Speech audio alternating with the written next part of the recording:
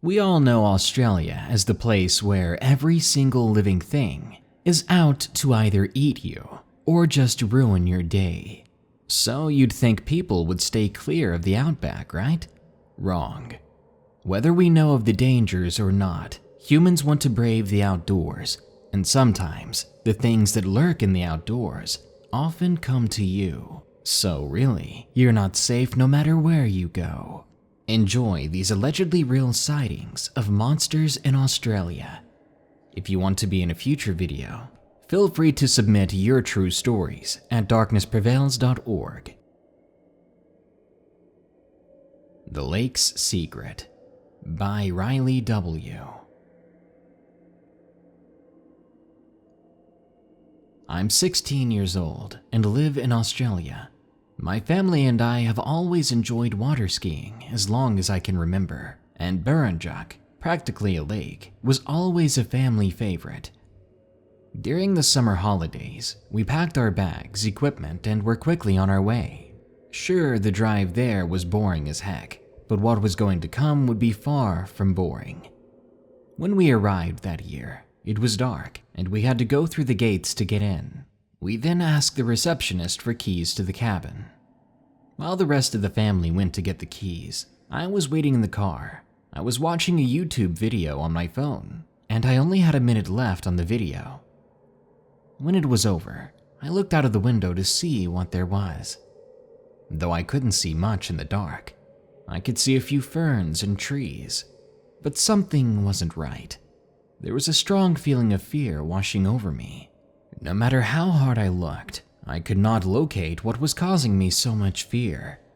But then, I saw red dots reflecting in the glass. I turned around and looked out the other window, but wasn't ready for what I saw. It is an image that is burned into my mind. There was a face there, a face as pale as the moon, yet its eyes were like a red neon. It had two different lower jaw bones on each side, like its jaw had been split in half, and its fur was falling out in patches. What fur was left was quite matted. Its body was extremely disproportionate and was crazily twitching. However, it was gone the moment I blinked. I desperately ran inside and told my family what I saw, but they looked at me confused, because they knew that I don't ever really get scared like that. That night, I didn't get much sleep. I remember fading in and out of sleep, only to see something in the window, something that seemed eerily similar to the creature I saw before. At one point, I woke up suddenly, sweating, and that's when I noticed it was outside my window. It wasn't some waking nightmare this time. It was then that I saw how tall it really was, around 3 meters. I rushed over to my brother to show him, but by the time he was awake and he had turned around toward the window, the thing was gone. My brother shook his head and went back to sleep. The next day, I thought a quick kneeboard session in the water would clear my mind. My mother was the one watching me. She always had an eagle eye and would spot the smallest things, the kind of mom you always believed had eyes in the back of her head. With her there, I always felt safe. That day, it was surprisingly busy on the water, with tons of different colored and styled boats everywhere. We went past the island in the middle of the lake, and things started to get bumpy real fast. At one point, I fell off and raised my hand for them to spot me and turn around. But when I looked around, there was no boat. I knew they wouldn't leave me, but I began to panic anyway. There was no sign of a boat anywhere, yet there had been so many around when I was on board. I yelled for what must have been 10 minutes, but still, nobody came. I swam to the island in the middle because it was closer than the shore, but no matter how much I swam, it didn't look any closer, which only made me scared and more confused. What the heck was going on, I thought. There had been so many weird things happening since we got here that I was beginning to think this entire thing was just a dream. That's when I blacked out. When I came to, I realized it was just a dream. When I opened my eyes, I was facing stars in a dark sky. I felt around under me. I felt sand and shells and small rocks.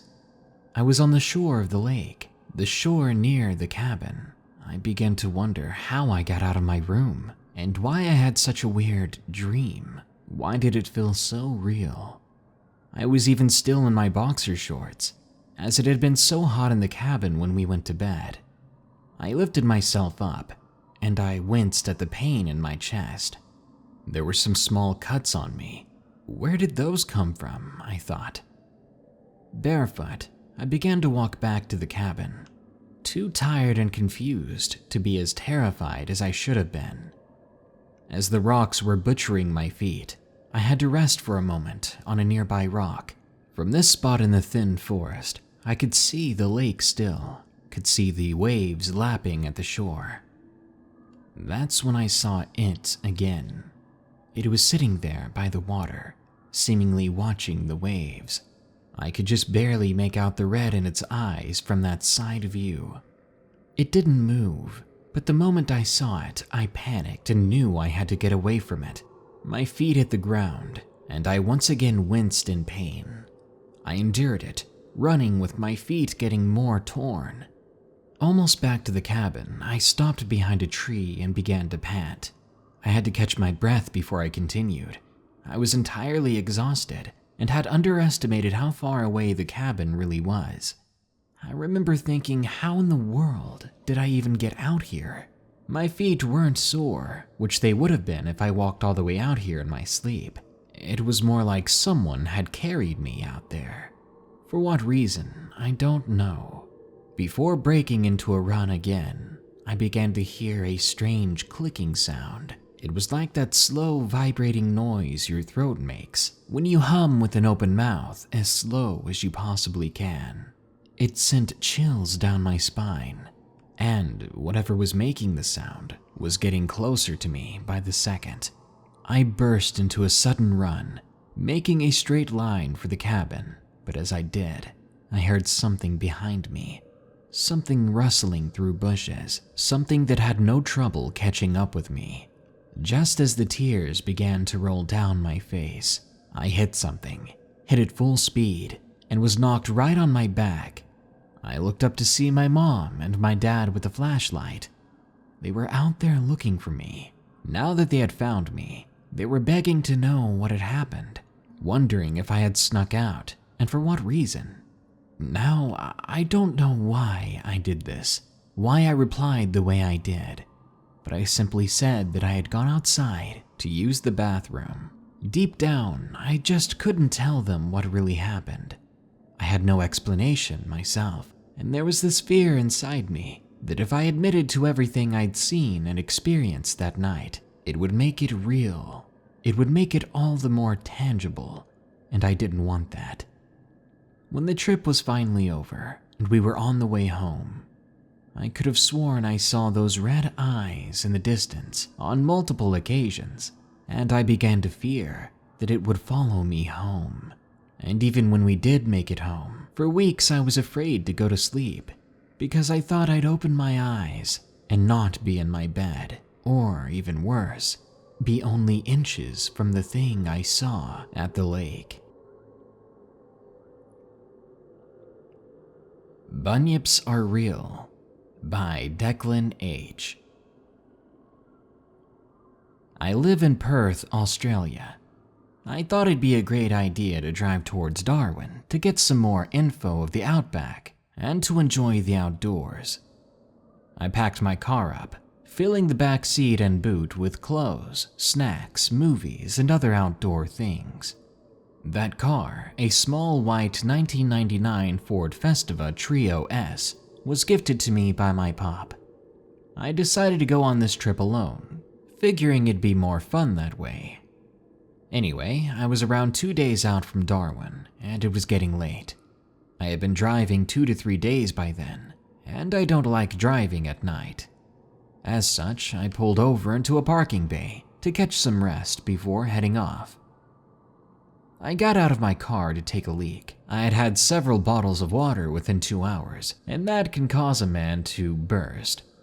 I went and stood about 20 feet from my car. I noticed that there was a small lake with a sign saying no crocodiles, and I was glad to see that.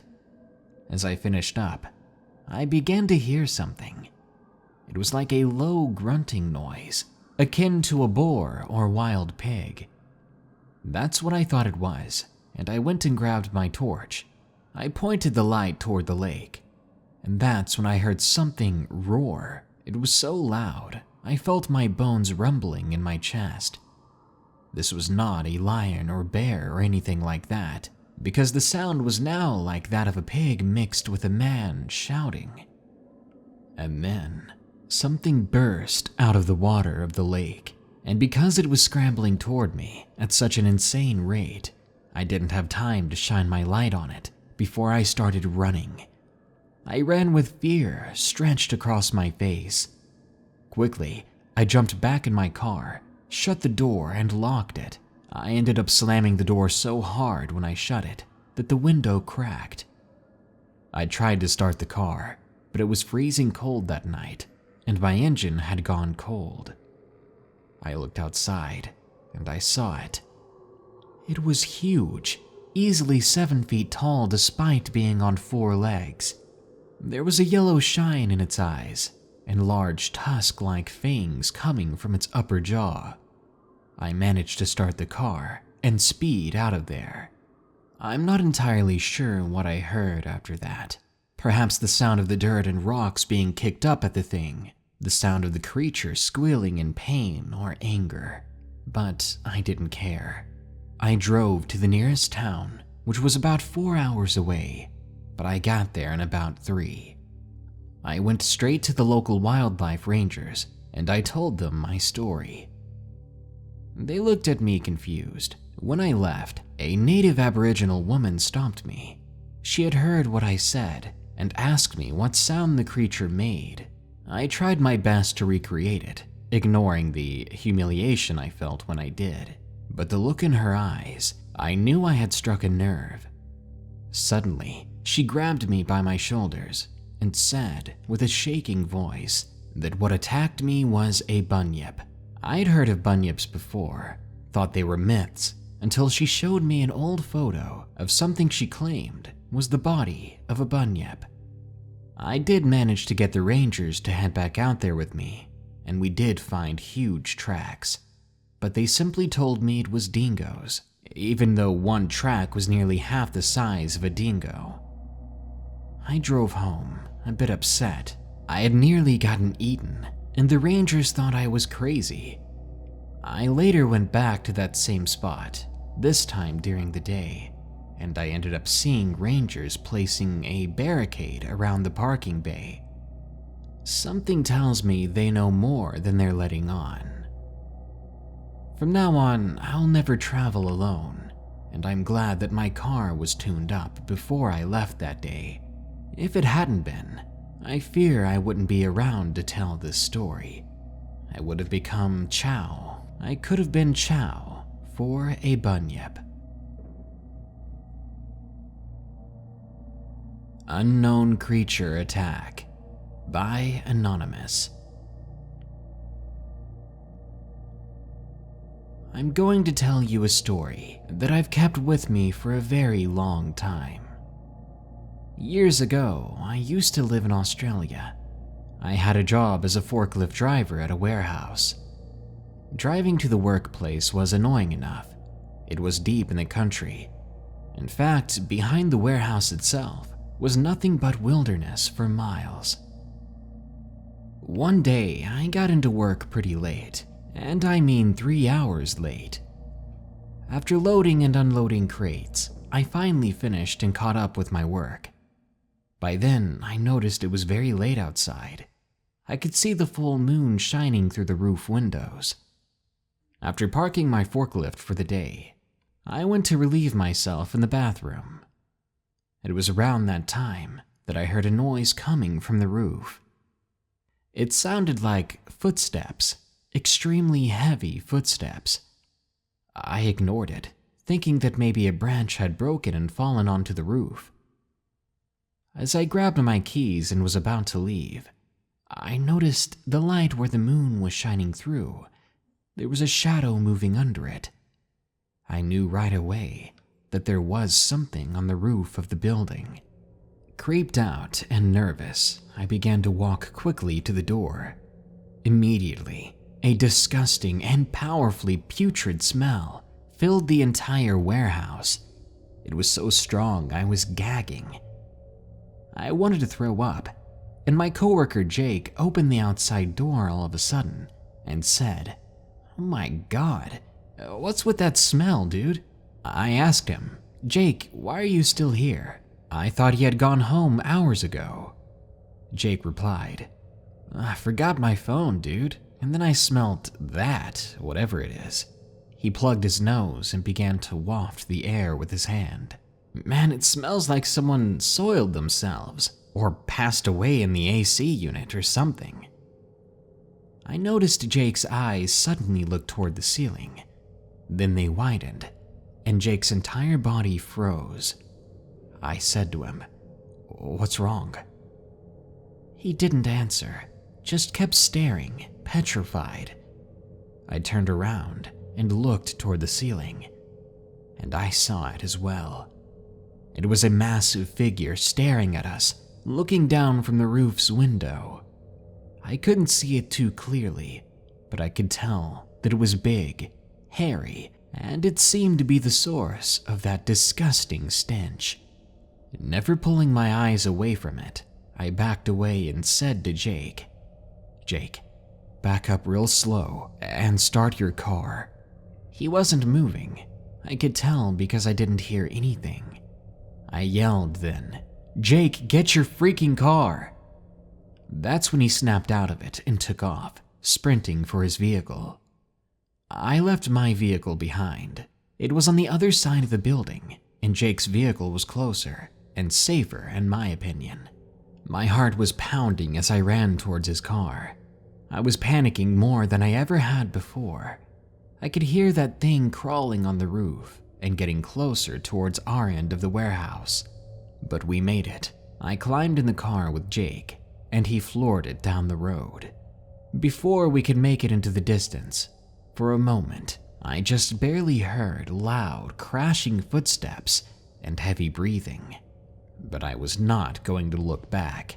I did not want to know if that thing was coming towards us or if it was keeping up with us. That was a fate I'd leave to mystery. The next day, I quit my job there and I moved to Sydney. My thought was, if it came to the warehouse once, it would not be afraid to return again, and next time, we may not be able to make a hasty retreat.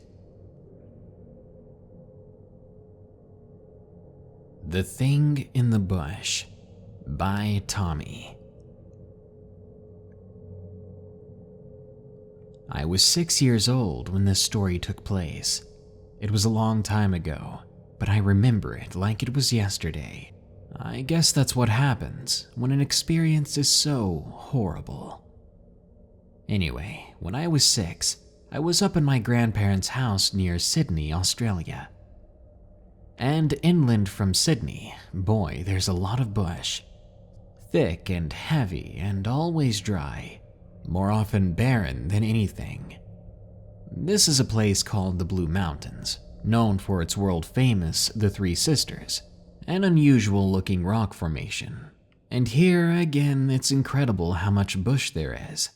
It's a good place for something that's undiscovered, something unknown to the real world, to hide. Anyway, my father, my mother, and I were visiting my grandparents' house, which was quite remote. It was on one of those long mountain roads where not many people lived. And up there, it was freezing in the winter, and it even occasionally snowed, covering houses and grass alike. One night, my father and I decided to go bunyip hunting. The bunyip is a creature that supposedly lurks in waterholes called billabongs, snatching its prey and dragging it down to the bottom of the billabong. We were both excited about this hunt. It wasn't necessarily a serious hunt, just a chance to get outside, but in the back of my mind, I was eager to see the Bunyip. So we set off, using our car which we drove up with. We went over to a lookout, which was extremely quiet. But we didn't like that spot too much, and we ended up driving off after a while. The next destination was down a desolate, old, quiet country road. There was a pristine lookout over a valley. Me and my father walked out as we parked the car a little distance away. We stood at the lookout, and then, suddenly, in the quiet of the night, we heard something.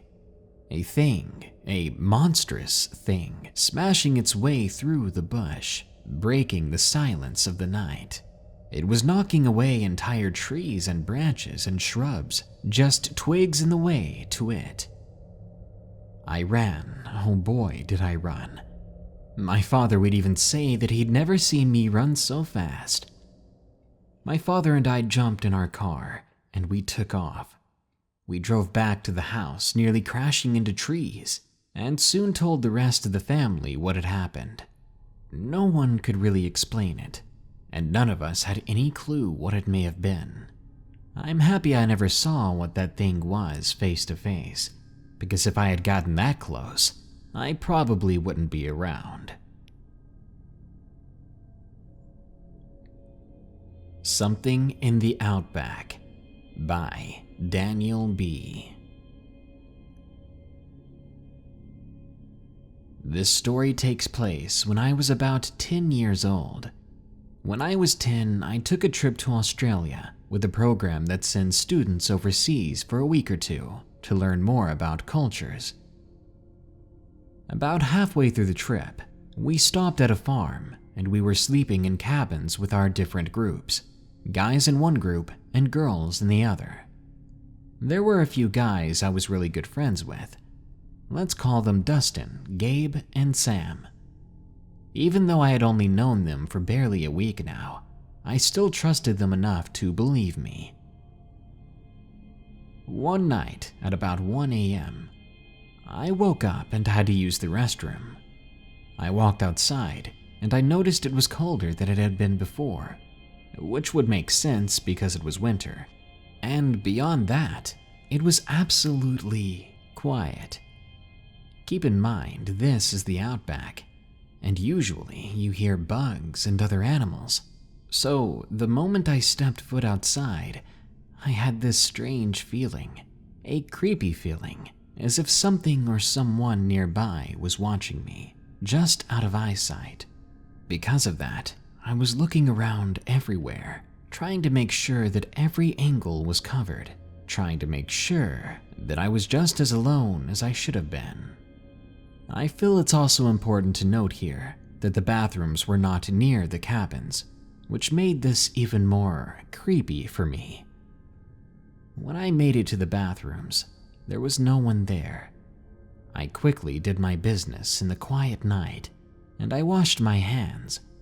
But right before I left the restrooms, I began to hear footsteps outside. This scared the absolute life out of me, because I hadn't heard anything this entire time, and I thought I was alone. I quickly and nervously asked who was there, but there was no response, except for the footsteps quickly stopping. Perhaps whoever that was realized they weren't alone either. With no response, I just left, and I made my way back to the cabins as quickly as possible. Shortly after I made it back, I heard footsteps again. I looked off into the vast trees and desert, and I saw these white glowing eyes. I froze before closing the door to the cabin.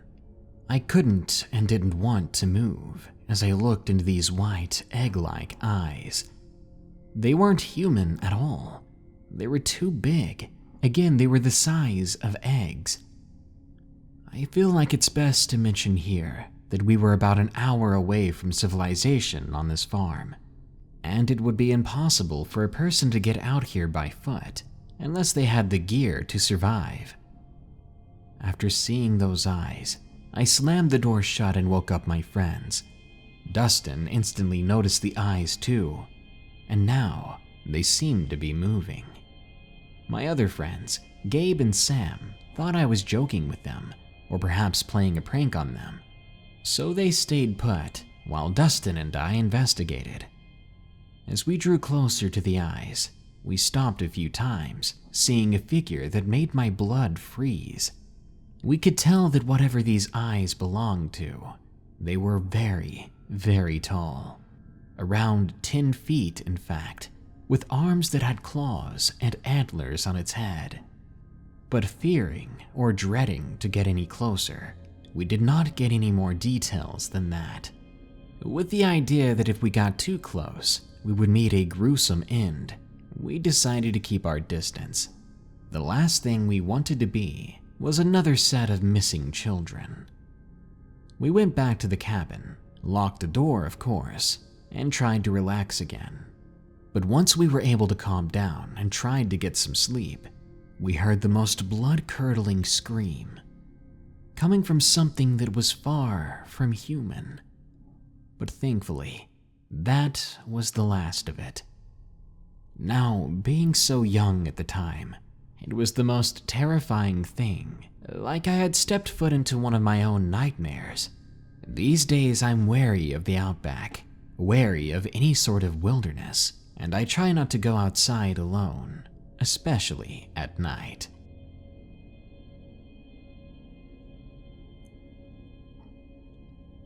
Australia is such a beautifully diverse place. From the cultures there to the wildlife, there's always something to do, to see, or to have chew on your flesh. So, if that's what you typically enjoy, then Australia is the place to go. Just remember, when you step into the Outback, you may never come back. Good night. Be sure to like, share, comment, and subscribe if you enjoyed the video. Don't forget, you can always send me your story at darknessprevails.org. If you want to support my channel further, think about donating any amount at patreon.com/darknessprevails, and you'll get your name in the credits at the end of these videos. Or click the shop button below. If you don't see the button, go to morbidmonsters.com, where you can get some creepy cool Darkness Prevails merchandise. As usual, here are my 5 favorite early comments from the previous video, about 10 creepy confessions from teachers. Kelly Martin says, I've been waiting for this one. I'm a teacher. Well, you're one of the brave ones, going back to school despite hearing those stories. Who knows, you might have a story to share with me by the time this year is over, but hopefully not. Stay well out there, Kelly. Hannah Palm says, I think the most disturbing thing would be if you found out one of these confessions was from a teacher you know. That would be pretty intriguing. I would probably non-stop harass them until I got more answers. A behind the scenes, I guess. Glitter Dragon says, I've been telling my friends about your channel and my favorite stories you've read. I creep myself out because I like to talk about them at night. Ah, another person of culture. These days I do everything at night. Eat, sleep, go to the bathroom, watch other people go to the bathroom. It's good times. Jordan Jones says, can't believe summer is already over. It went by way too fast. Don't worry, Jordan. There's always another summer to look forward to. Unless you're an adult. Then you've got to work every day of your life, and you pray for your last day on Earth. Ah, mine's coming soon. I just know it. That's what we call the long summer. And Mr. 483 says, early bird gets the worm. Well, to be more correct here, these stories are usually about the teacher getting your worm, so you might want to hide that sucker away. Thankfully, I've never had my own kind of creepy teacher, but you never know. I could go back to school, or I could become my own sort of creepy teacher. Just call me Mr. Prevails. Anyways, guys, thanks so much for tuning in to another Darkness Prevails episode. Stay tuned as more stories are coming up. Leave your suggestions for topics below. Until then, here are the credits to my patrons who continue to donate, going out of their way to support my channel. Until next time, guys, stay safe out there and stay creepy, because this world is a strange one.